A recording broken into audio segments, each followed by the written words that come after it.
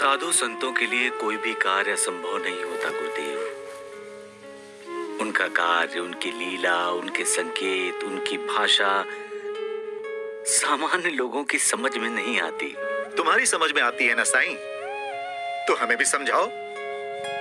गुरुदेव, किसी गांव के बाहर एक साधु रहता था। अपनी साधना में ही रहता था। एक दिन एक मुसाफिर आया, साधु से पूछा,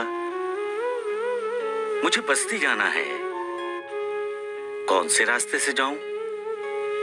साधु ने कहा, बस्ती में जाना है तो सीधा जाओ, कहीं मुड़ो नहीं, तुम्हें बस्ती मिल जाएगी। अरे साधु ने तो समझने वाली भाषा में ही बोला है। गुरुदेव, साधु के कहने पर मुसाफिर सीधा गया और शमशान घाट पहुंच गया। वहां बस्ती का नामो निशान नहीं था। मुसाफिर गुस्से से लौट आया और साधु से बहस करने लगा, मुझे बस्ती का रास्ता चाहिए। साधु ने कहा, अगर तुम शमशान घाट पर जाना चाहते हो तो बाईं तरफ चले जाओ। परेशान होकर मुसाफिर बाईं तरफ चला गया। सोच रहा था यहाँ हर तरफ शमशान ही शमशान है क्या, लेकिन जब वो बाईं तरफ के रास्ते से गया तो जिस रास्ते से वो चल रहा था वो बस्ती थी। साधु पागल होगा। मुसाफिर ने भी साधु से यही कहा था गुरुदेव। क्या आप सबका इसी तरह मार्गदर्शन करते हैं? तो फिर पागल साधु ने क्या कहा? साधु ने कहा,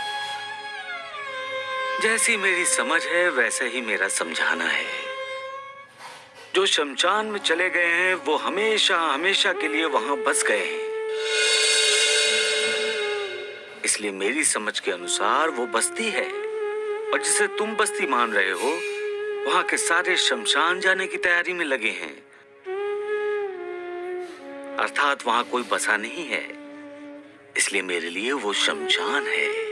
गुरुदेव, ऐसी होती है साधुओं की भाषा, ऐसे होते हैं उनके संकेत। गुरुदेव, हम जीवन के चारों तरफ देखेंगे तो हमें मृत्यु ही दिखाई देगी।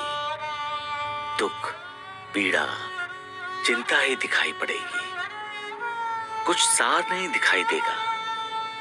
दिखाई देगा तो सिर्फ आसार, सिर्फ अनर्थ दिखाई देगा, अर्थ नहीं। जब इसका ज्ञान होगा तब एक प्रकार की प्यास पैदा होगी हमारे अंदर। उस ज्ञान से लगेगा अगर ये सब आसार है, व्यर्थ है, अनर्थ है, तो सार क्या है, अर्थ क्या है? अगर ये सब व्यर्थ है तो सार्थक क्या है? तब हमारे दिल में ज्ञान की आशा पैदा होगी, जो हमें मालिक के करीब ले जाएगी, जो हमें शिक्षा देगी कि वही सच है, बाकी सब मिथ्या है, झूठ है। सबका मालिक एक।